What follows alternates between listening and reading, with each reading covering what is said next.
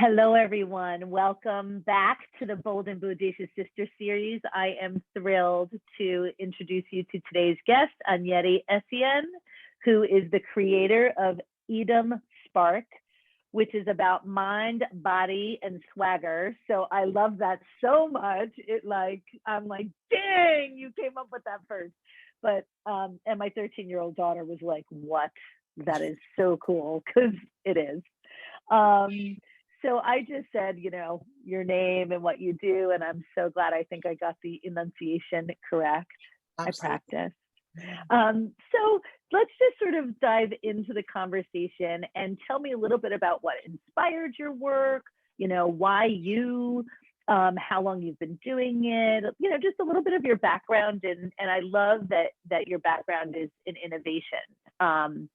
So take it away.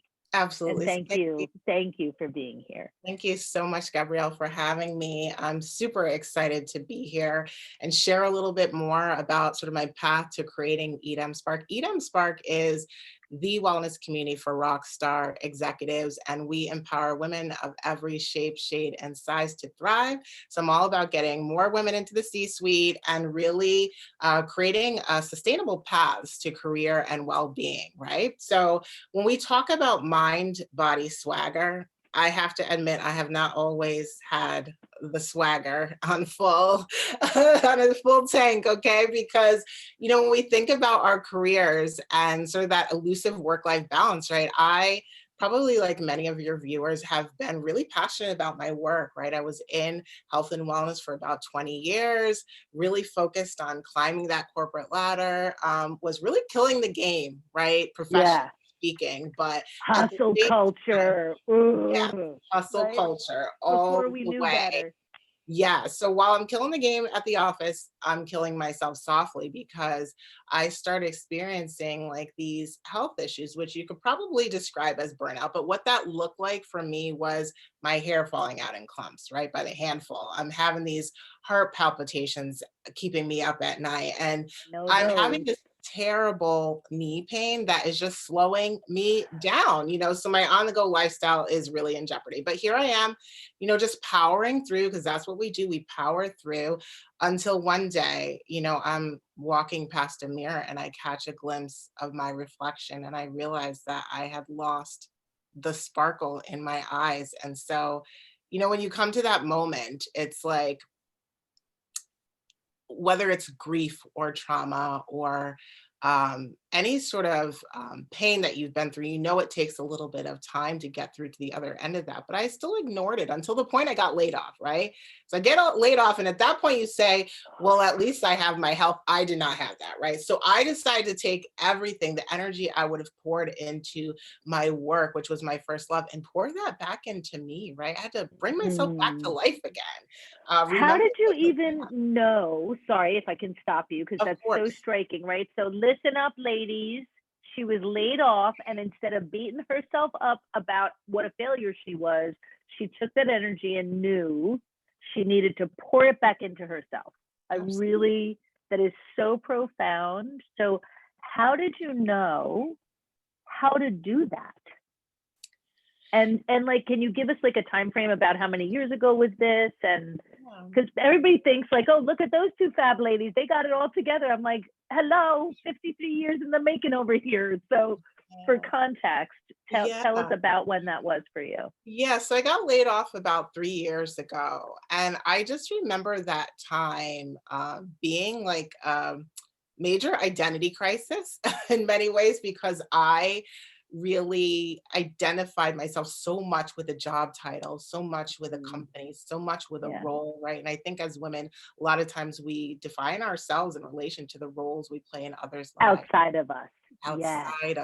Outside of us. And so for me, it was important to figure out, well, who am I in the absence of a job? What are my hobbies and interests? How do I really figure out what sparks joy for me? And so I knew that wellness was going to have to be at the center of that journey, because I needed more energy, right? I needed more direction. I needed more,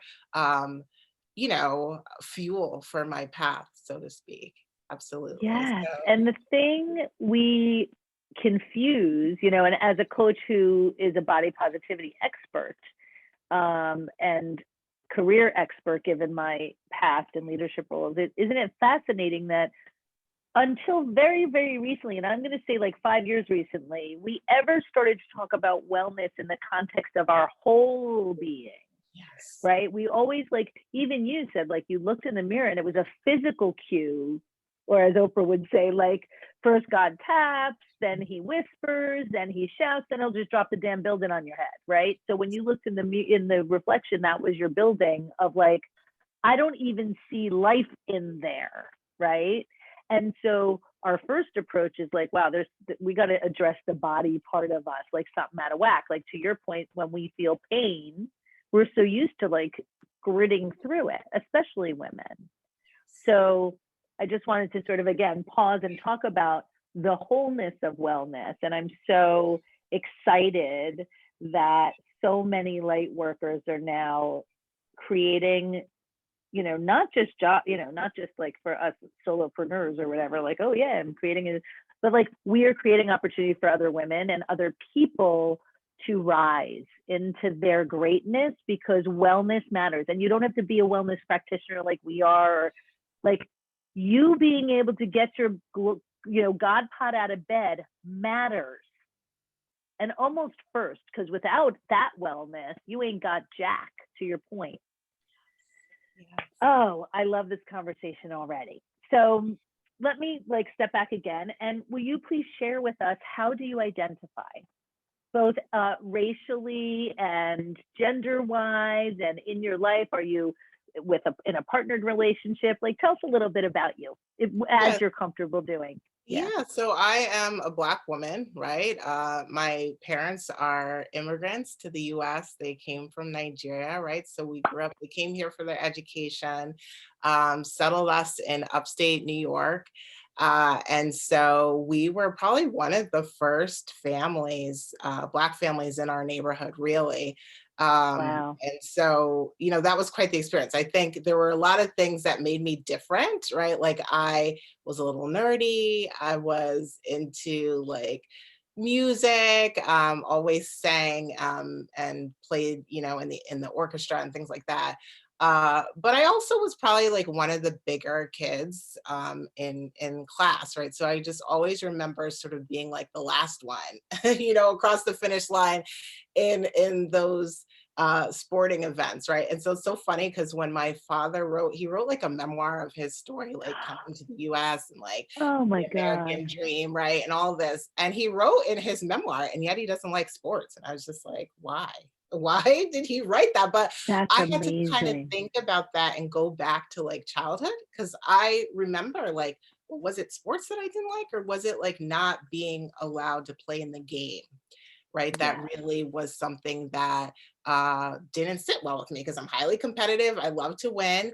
And so really, like, when I think about it, I would always say, I've never been an athlete, never been an athlete. Like, my strength was like either in the arts or in the sciences, but it was never really physical strength, right? So I think about like, as an adult, right, growing into womanhood, it's like sort of thinking about, how do you really redefine or rewrite that narrative? And a lot of times it's looking at examples that we've had in our lives. So like my senior year in college, my mom was diagnosed with cancer. Oh. I remember she was actually misdiagnosed because they were like, oh, Oh. it's pneumonia.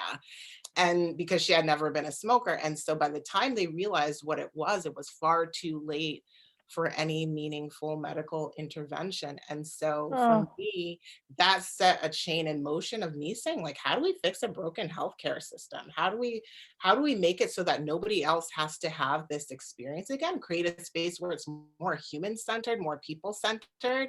And so that set me on this path of like really trying to fix a broken system, understanding how the system works. But then I realized along the journey is that a lot of healthcare is really sick care. It's about preventing illness, preventing death. I mean, we're sitting in the middle of a pandemic right now, but when I started experiencing my own health issues, I realized that the absence of illness isn't wellness. Right? The absence of illness isn't wellness. I had to figure out, Oh, how do that's I genius. actually Say flourish it and thrive? again. The Say it absence of illness loud. isn't wellness, right? Yes, So what the does it really absence mean? of illness. Yes. isn't wellness. Yeah. So Yeah, what does we're it so freaking binary, aren't Yes. we? It's Yes. this or it's that. It's black or it's white. It's like all of this otherness even comes into our wellness and illness. All the Exactly. misses is. Exactly. And I never Right? really saw like myself reflected in the work, right? Like when you think about wellness images you see online or whatever, I never saw, you know, curvy plus size women like being invited to the conversation. And so as I was thinking about my own well-being, of course I had to go back to my original nerdiness, right? So I looked at Yeah. research at the Harvard School of Public Health. So researchers really looked at this idea of human flourishing. And so they're like, really, what does it mean to thrive? And so they were debunking a lot of myths. So it's really the time we spend outside of a doctor's office that influences our sense of well-being, right? So some of these things are common, like mind, body, spirit, right? Mental health, Hmm. physical health, spiritual health, but even things you might not typically consider to be in the category of wellness, like career satisfaction or financial stability, the quality of your social connections and your close relationships, and then your meaningful purpose and your playful living. So when we think about defining Yes. identity, what really matters most to us, right?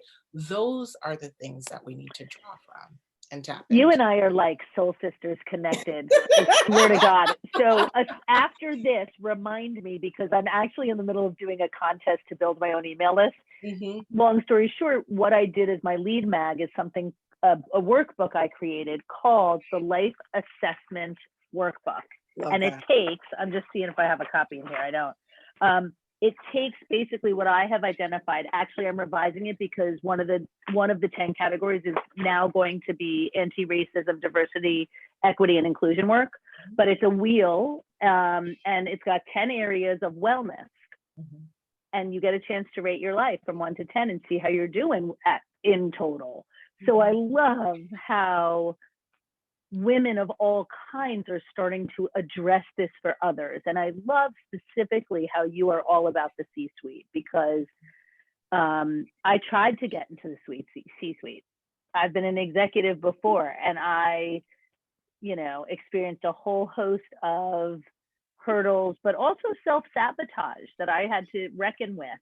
Mhm. Um, and real misses as an executive to push harder for equity and inclusion, although I did a good job of adding diversity and adding women of color to my team and pushing for more women hires than male hires and things like that. But not but, and now in my own personal post George Floyd reckoning, in this work and in much deeper dive into the education, it's like, wow, I really had to forgive myself for the myths. And so tell me a little bit more. I know you teased me with a little bit of a program you're working on, but I'd love for the females in my audience and your audience to listen up because we do need. I mean, my mission is to help more women gain power in their lives, and for those who are in business, gain more financial power because I want more women to have financial power so that we can spend our money where and how we want, support political candidates, how and what we want, because that will help us change the world. So for all the women who aspire for the C-suite, we need you to get up in there and quick. So Absolutely. please tell us what you're up to creating in the world. Absolutely. So I have a career swagger program, right? And it's all about sort of empowering women to really excel beyond their wildest dreams. And so that could look like, right, figuring out what's the next path to level up, right? And we're Mm-hmm. sitting in a time, right? I looked at the stats in December, the month of December alone, we thought lost something like 140,000 jobs in the US, and all of them were We're held by women. women. They were held by Yes. women, right? So we have to ask ourselves, how much of the way we worked was working well, right, for different folks in the Yeah. workplace, whether that's working parents, like women of color, right, senior women, right, who are just at the cusp of getting to that C-suite, and what needs to look differently, right? So there's a little bit of internal and external work that I do. So I do Yeah. one-on-one executive coaching. I also work with organizations around sort of corporate wellness, women's leadership development initiatives, etc. cetera. And so I think from the introspective view, right, it's all about really overcoming imposter syndrome for many, right? It's thinking about how do I define myself, right? So I might look at a woman and be like, she's a badass, right? She is a total boss, a total rock star, but she herself just feels like, right, I'm a hard worker. I'm a workhorse. I put my head down and I do good work, right? And so some of this is about owning it, right? Owning a little bit of that unique identity, right? Like a lot of times when organizations hire, they hire for something called culture fit, right? Did you go to Right. the same school as I did? Did you, right? Do you talk like I do? Do we have like come from the same Yeah. background? And what we really need to be hiring for is culture add as we're thinking about all of the challenges that are really those pressing challenges that are affecting us as we think about the future of work and well-being. And so first, for women to really get clear on their own identity. This could be things beyond the resume and sort of that laundry list of like tasks and responsibilities, but the essence of you, right? The experiences you've had in life, what you've Yes. overcome, right? And how you can use those things to help and guide a path for others who are coming up behind you. So I always say you can climb that ladder, but remember to reach back, right? And lift someone else up as you're climbing. So powerful. Yes. Yeah. Okay, another crazy soul sisters Yes. creating some similar content. I'm Yeah. gonna send you. I did an infographic last year. Someone asked me actually. They were doing a video interview series on you could pick your topic: imposter syndrome, Yes. fear of failure, fear of success, perfectionism, or the inner critic. And I Mhm. said, well, you can't talk about one without the other because they're all connected. And she Very goes, what? She goes, you're like my, whatever I was, like her 20th interview. She's like, no one has said that. And so I created an infographic that I will send to you if it helps inspire your own whatever, or if you want to use it in the curriculum, I think my logo's on it, you're welcome to drop it in. It is really cool because what I work with women on is like at the center of all of those are your thoughts. yes. And really, I'm trying to figure it out, but because I'm also my own designer, I have to send this out to get done. But like they're all interconnected, all five of those things. They all bounce off of each other. Mhm. And when we stop using our energy trying to avoid feeling like an imposter or a failure, and we embrace those truths about us, Mhm. we can just keep moving on. Like, Yes. so what if I feel like an imposter? I'm doing it anyway. Yes. Yes. And that's what I call it evidence-based confidence. Evidence-based confidence. When I know how to rock my swagger in a certain area, for me, that might have been my first burpee that I did. I was like, oh, I didn't know I could do a burpee. Now That I'm just like, gave oh, me the I can. chills. Evidence-based confidence. I'm Yes. gonna have to write like an Eden Spark dictionary of terms because there's so many juicy ones. I called my version of those Gabisms. Hmm. Hmm. But we need to create these gorgeous glossary of terms. Yes. Yes. Evidence, say it again, what was it? Evidence-based Evidence-based confidence. Evidence-based. confidence. I'm writing it down. Damn. Yeah, I Your mean, the swagger. yes, that is the swagger. But it's Yeah. based on right because a lot of times when we look at social media, right, we're seeing someone's highlight reel, right?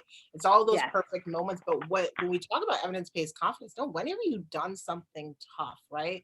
When have you done something really hard, really extraordinary? That's when you tap into those moments when you're feeling unsure, when you're feeling uncertain. You tap back into that strength, right? Because this is the moment for you to really rise That's and how really. resilience works, Yeah, right? exactly. Yeah. So a coach, the CEO of one of my mentors' company was like, Gab, you really don't give yourself a lot of credit for like the things that you're doing for your business, right? To like really move it along. And since I run multiple businesses, she's right, right? So she's like, start up whatever. I don't care what you do. And then I was on the phone with my friend in China, and she's like, start writing little piece of paper with like what you've done, so you can mark the month. This is Yes, my January already of like all of the I love things that. Yes. that I Yeah. have accomplished for my business. And it's what, the 15th. That is a shit ton more than 15 things, right? So when you think about that, right, like that's the evidence-based confidence, like in practice, that even us in the work, right, Mhm. Anniedi, like I bet even you have your own little, like, because we are human beings aside from being amazing career women. We have Yes. to keep our own stuff intact. Oh. So we don't come up with this curriculums and these ways of teaching you because we have done the hard work. And let me rephrase that. We have done the work. It doesn't have to be hard. It can be emotional, and it's so worth it. Evidence-based confidence. I'm obsessed with you, I just have to say. Which brings me, let me look at my questions. I'm like sweaty and excited. And where upstate are you? Remind me. I'm originally About. from Albany, New York. Yeah, but I'm a Southern Belle now. Where are you at now? Charlotte, North Carolina. Oh, I love Charlotte. Yes. I've never had the chance to spend time there, but my son is about to start looking at school, so I'm coming. Yeah, I'll have to look you up. We'll grab coffee, I hope. I was in COVID coffee. Brooklyn for 10 years and then relocated down. Oh, Brooklyn. Oh, two awesome places. Yeah. So let me see where I am at here. Okay. Who are some of your greatest inspirations? Yeah, I mean, when I think about inspiration, right, I always go back to Oprah. I mean, I just love her for a variety of reasons, but I love that image. There we are. Soapy. Yes. So why she inspires me, I think, is really her ability to own her craft. So I think for me, like when I think back to my transition out of corporate and into entrepreneurship, right? It's such a tendency to say, oh, I've got to wait for the promotion, or I've got to wait to be picked, or I've got to wait for the right opportunity to send my resume. But when you think about creating opportunities, when you think about really owning your craft, it requires you to believe in yourself and bet on yourself in a really big way. So I think a lot of us have so many gifts and talents, right, that we may not even tap into. Some of the things may just be things that bring us joy that people always ask us for help with. But how do you actually harness that, right? How do you, if you find yourself in a situation where you're in a career pivot right now, you're going through maybe a job search and things are not coming as quickly, what do you have available to you right now? So I love that jar that you just held up, because I would call it in corporate like a kudos folder, right? You did a great job. Someone sends you an email. You got it all digital, right? Kudos folder. Right? But when you have one from my corporate, I just realized we're recording and I went under my desk. Sorry, people. I forget. I get all excited. But yes, I still have one from my corporate days because I need to remind myself I know what I'm doing in business. Yes, I call those swagger stories. I call them swagger stories because you got to keep a running log, right, of all of your fabulosity, and you got to own it, right?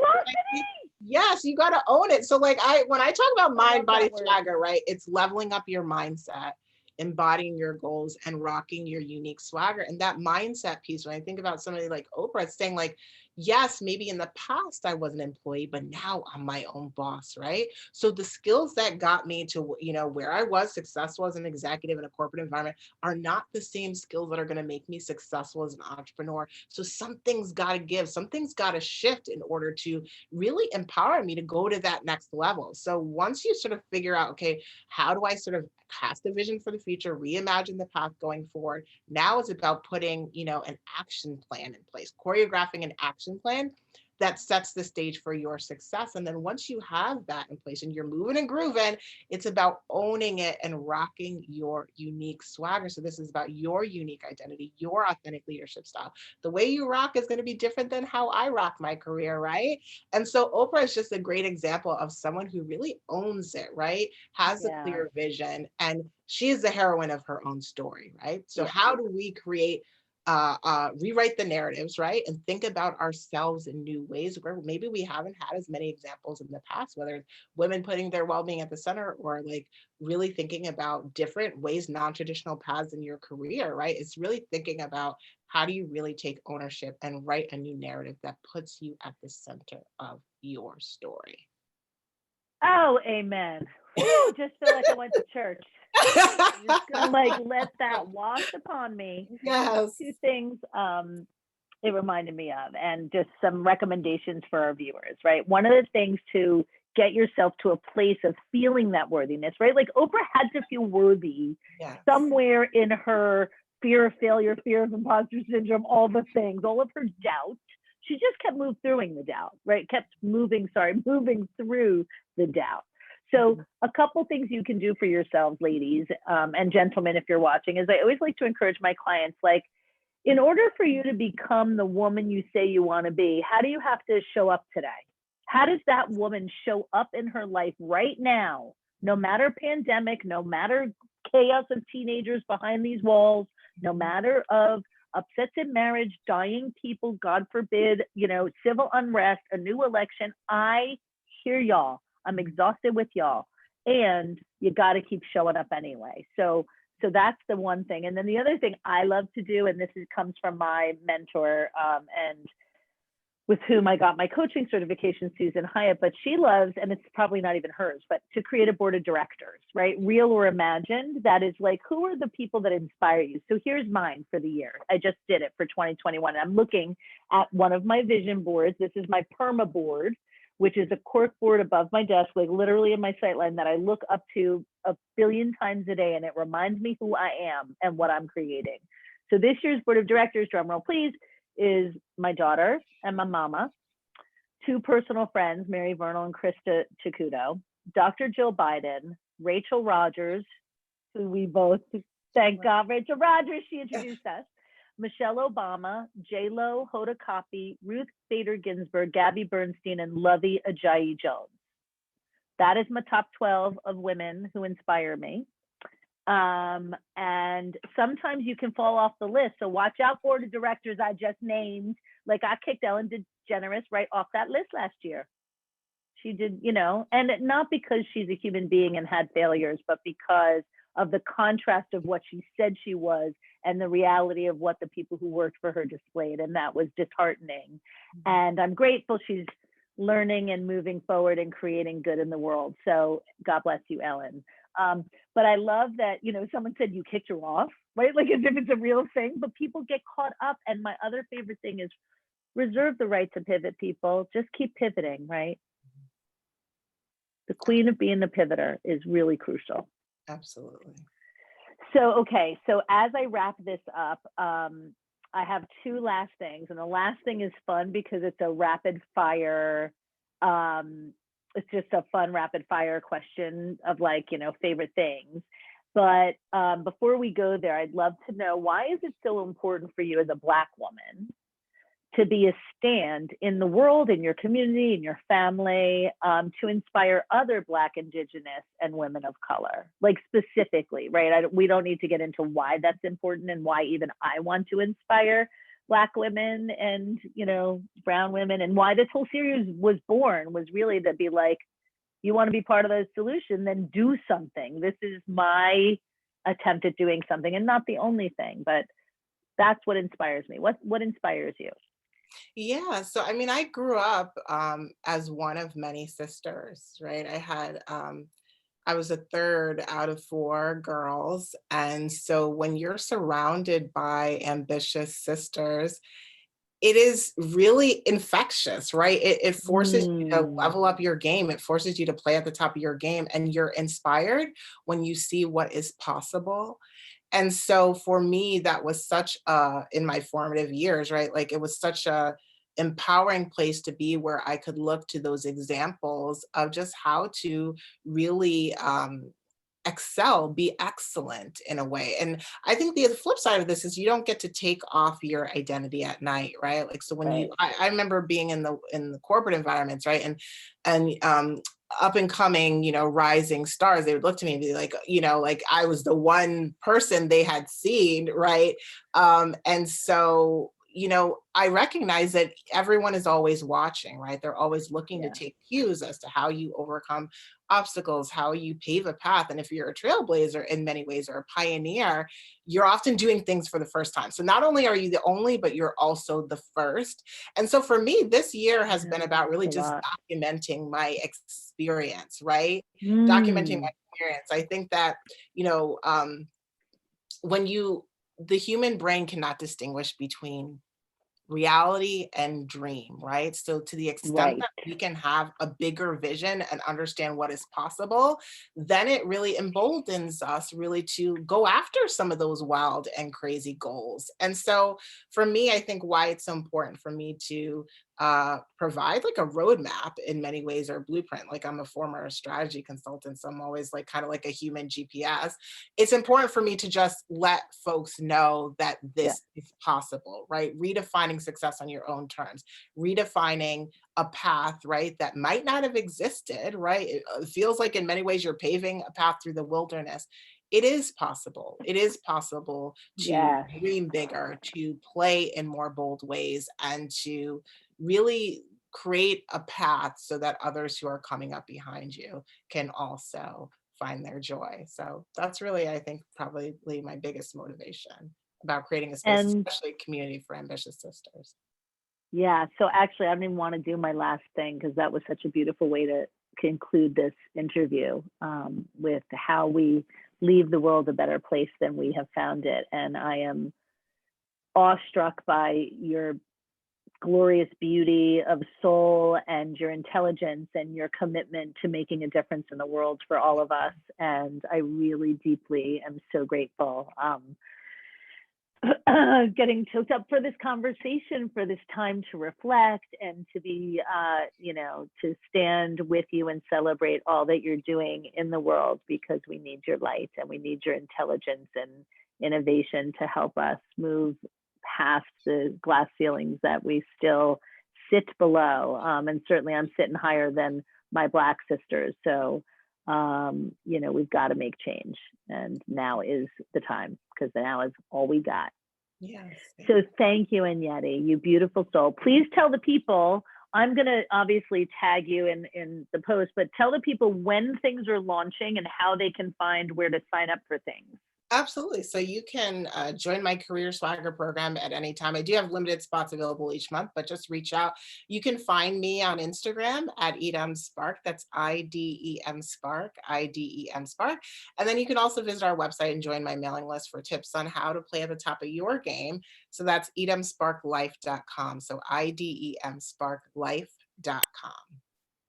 Yes, find this woman. She is obviously joy and light and brilliant. So get some of that goodness up in your business, and also diversify and support Black and Brown owned businesses and do your work to become an anti-racist, because the world depends on it. So with that, I thank you from the bottom of my heart. I can't wait to stay connected with you. Thank you, And Gabrielle. I adore you so much, and have a beautiful day. Thank you. Thank you. Thank you as well. I love this conversation. Okay. Thank you. Me too. Thanks. Bye, y'all.